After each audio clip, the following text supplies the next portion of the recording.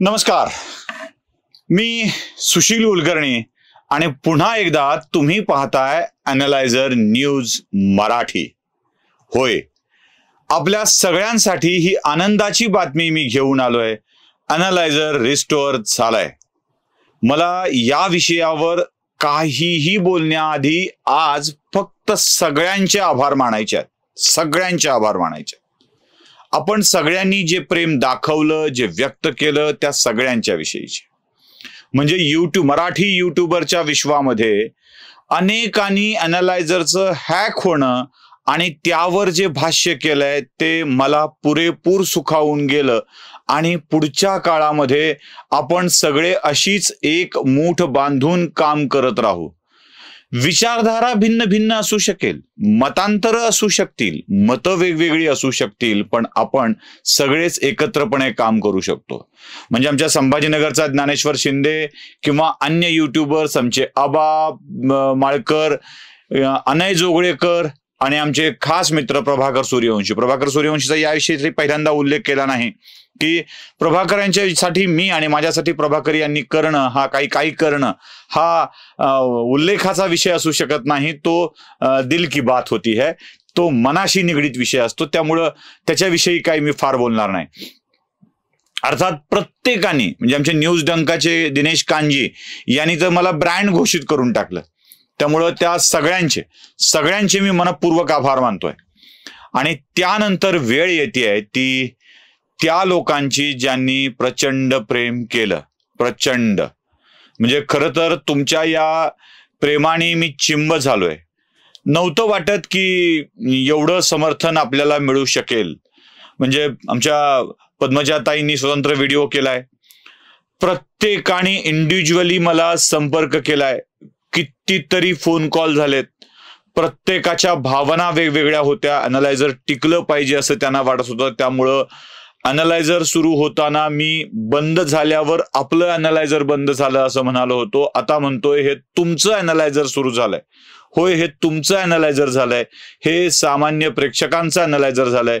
त्याच्याविषयी प्रचंड प्रेम असलेल्या माणसांचं अॅनालायझर झालंय. काय नुकसान काय हा भाग वेगळा आहे, फायदा काय हे बघितलं पाहिजे. म्हणून मी त्या नुकसान करणाऱ्यांवर किंवा करायला लावणाऱ्यांवर पहिल्यांदा बोलत नाहीये. मी त्या लोकांच्या वरती बोलतोय ज्यांना हे अॅनालायझर स्वतःचं वाटतं, त्यांचं वाटतं, आपलं वाटतं. त्या लोकांच्या विषयी मी बोलतोय. किती मेसेजेस असावेत, किती फोन कॉल असावेत अमर्याद. मी कित्येकांचे कॉल तर घेऊ शकलो नाही. जे माझे वाटतात त्यांना क्षमस्व, आत्ता बोलू शकत नाही, पुन्हा बोलतो असं मी कळवलेलं आहे. अनेकांचे फेसबुक पोस्टची भरमार आहे, प्रत्येकाची भरमार आहे.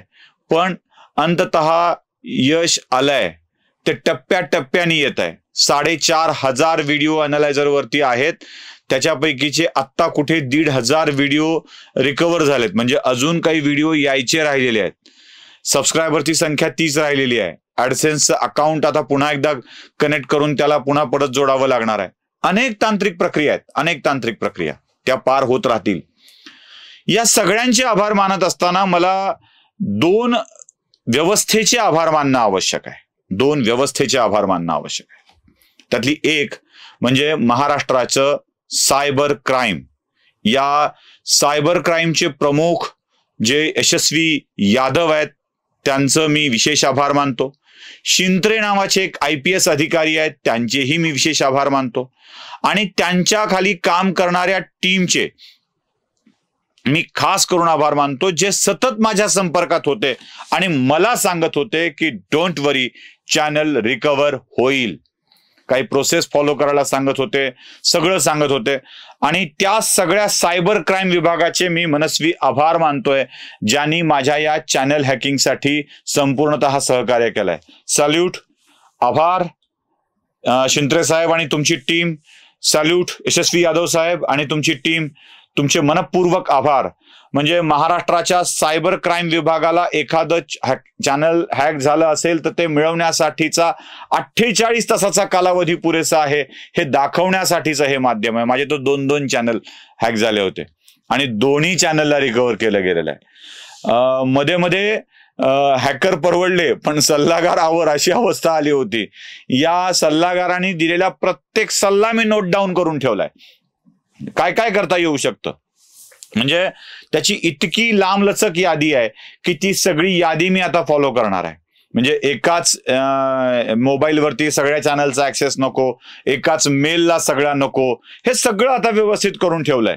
म्हणजे जे जे काही आपण करू शकत नव्हतो ते सगळं करून ठेवलंय. आणि आता अक्कल आली आहे, बरीच अक्कल आली आहे. त्यामुळं 2 फॅक्टर ऑथेंटिकेशन असून सुद्धा चॅनल हॅक होऊ शकतं. तर आता अजून काहीतरी वेगळं करायला पाहिजे की ज्याद्वारे हॅकर्सला आपल्यापर्यंत पोहोचवायला थोडा तरी वेळ लागेल. म्हणजे जसं प्रभाकरराव रात्री जागा असल्यामुळे त्यांना कळलं की आपलं चॅनल हॅक होत आहे, पण मी रात्री झोपलेला असल्यामुळे मला कळलं नाही की आपलं चॅनल हॅक होत आहे. पण आता ते रात्रीचं झोपणं निवांत व्हावं यासाठीची व्यवस्था करून ठेवली जाते आहे. ह्या सगळ्या गोष्टींना मी करणार आहे आणि सगळ्या युट्यूबर्सना मला सांगायचं आहे, मित्रहो, आपापली चॅनल सुरक्षित करून घ्या. आपापल्या चॅनलला अशा प्रकारे सुरक्षित करा की ते पुन्हा हॅक होणार नाही. कारण तो मनस्ताप खूप असतो. 4 वर्ष केलेली मेहनत वाया जाते आणि आपल्या सोबत जोडली गेलेली माणसं ही भावनेतून जोडली गेलेली असतात. त्यांना तुमचं चॅनल नसणं हे त्रासदायक ठरतं. त्यामुळं कृपया आपापल्या चॅनलला सुरक्षित करून घ्या, ते खूप आवश्यक आहे. त्यामुळं आता आपल्या सगळ्यांचे मनपूर्वक आभार मला मानायचे आहेत. आणि जेव्हा चॅनल जसं रुटीन मध्ये येईल तसा तसा मी आपल्या समोर पुन्हा एकदा नव्या रूपामध्ये येऊन नव्या पद्धतीनं हे सगळे विषय मांडायला येणार आहे. नव्या पद्धतीनं येणार आहे, नव्या स्वरूपात येणार आहे. आणि आता त्याला अधिकची धार असेल, अधिकचा कणखरपणा असेल, धार असेल, कणखरपणा असेल, कडवटपणा असेल असं मी म्हणत नाहीये, पण जी धार असायला हवी ती धार नक्कीच असेल. पण या सगळ्यामध्ये मायबाप प्रेक्षक हो, मला तुमचे आभार मानायचे. तुम्ही टिकून राहिलात, तुम्ही विश्वास देत राहिलात की हे चॅनल चालेल, हे चॅनल उभं राहील, हे पुन्हा उभं राहील. त्या विश्वासाच्या बळावरच आणि माझ्या देवाच्या श्रद्धेवर हे सगळं टिकून आलेलं आहे. त्यामुळे या सगळ्याचं श्रेय जितकं सायबर क्राईमला आहे, जितकं मदत करणाऱ्या लोकांना आहे, तितकं श्रेय सगळ्या प्रेक्षकांना आहे. आणि आणखी एका व्यक्तीचे मला आभार मानायचे आहेत, जाहीरपणे आभार मानायचे आहेत. सांगायचं आहे की होय, मी त्यांचे आभार मानतो. आणि ती व्यक्ती म्हणजे महाराष्ट्राचे उपमुख्यमंत्री देवेंद्र फडणवीस. देवेंद्र फडणवीसांनी या विषयामध्ये स्वतःहून मला दिवसभरात 3 वेळेला संपर्क केला. स्वतःहून त्यांनी सांगितलं की सुशील, हे रिकव्हर होईल, डोंट वरी. आणि ते रिकव्हर करण्यासाठी त्यांनी मदत केली. काहीही झाकून ठेवायचं नाहीये. माझ्या राजकीय भूमिका मी झाकून ठेवत नाहीये, मी माझ्या भूमिका झाकून ठेवत नाहीये. त्यामुळं त्यांचीही या कामामध्ये विशेष मदत झालेली आहे. इनफॅक्ट राज्याच्या गृहमंत्र्यांनीच अधिकाऱ्यांना याबाबतच्या सूचना केल्या आणि त्यासोबत राज्याच्या पोलीस दलातले अनेक अधिकारी जे व्यक्तिशः संपर्कात होते, कुणाच्या तरी थ्रू नंबर नसल्यामुळे निरोप देत होते, त्या प्रत्येकाने याच्यामध्ये मला मदत केलेली आहे.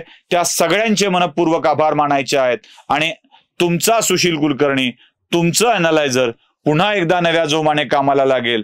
पुन्हा एकदा आपल्या सगळ्यांचे आभार मानायचे आहेत. धन्यवाद.